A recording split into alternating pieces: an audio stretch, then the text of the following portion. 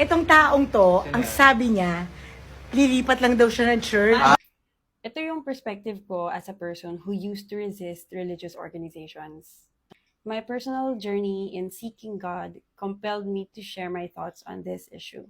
Napakatagal talaga ng journey ko na yun kasi nahirapan din talaga ako maghanap ng community where I felt safe to learn and grow in faith. Yung main reason kung bakit ako nahirapan is because of my fear of being judged when it comes to my faith. Lumaki ako sa Catholic school and household. So as a kid, I always thought that my faith in God was something that I had to prove to other people, like my parents, my teachers, my classmates, like the church community in general. It took me decades to realize how that mindset is actually hindering me from strengthening my faith in God. That's why watching this viral church video struck a sad chord in my heart.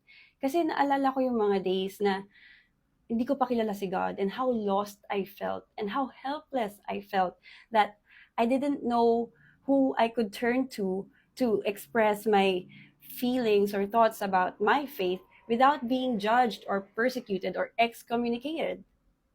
Kung sino man yung lumipat ng church, I applaud his or her determination to keep seeking a personal relationship with God. Kasi yung guilt trip na ginawa sa kanya can get paralyzing to a point na some people would rather just stay in place rather than go against the current and stand up for themselves. For me, the church issue brought two things in light. One is our responsibility as leaders, and the second one is our responsibility as followers.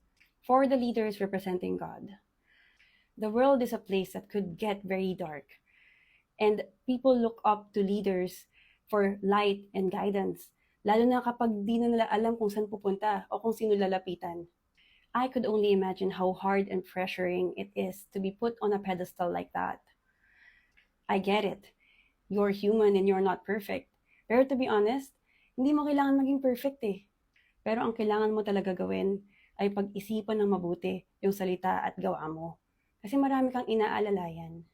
You need to remember that a leader's action carries a heavier weight so that when you drop it into the world, it creates a bigger ripple effect. It takes a certain level of humility and empathy to be an effective leader. If you don't make an effort to humble yourself and empathize with people you lead, and I say this with all respect, wag ka na mag-lead. Step down. It will do the world better. For the followers of God or the church, or any religious group at that, not because we're followers, we just blindly follow our leaders. Trust is different from ignorance. Though I can't totally blame the people who follow the pastor's lead doon sa video. Kasi iba pa rin kapag nandun ka sa loob ng community na sobrang immersed ka sa collective thinking na I guess it's okay because the rest of the group says it's okay. It's hard to form your own thoughts and opinions kung mas malakas yung boses ng ibang tao sa utak mo. That's why you need to strengthen your inner voice. That's where our responsibility as followers come in. Nasa atin pa rin talaga at the end of the day kung paano natin kikilalanin si God in our own way. Read the Bible, self-reflect, journal. You can even create your own safe space to discuss interpretations or concepts with other followers. It's okay to validate your thoughts, but don't forget to respect and consider other people's perspective too. Final thoughts ko, walang mali when it comes to our personal journeys in faith. Kung gustong lumipat niyan sa church, let her or let him. Because that's his or her decision in terms of how they want to grow in their faith. And wala rin nauuna o nahuhuli.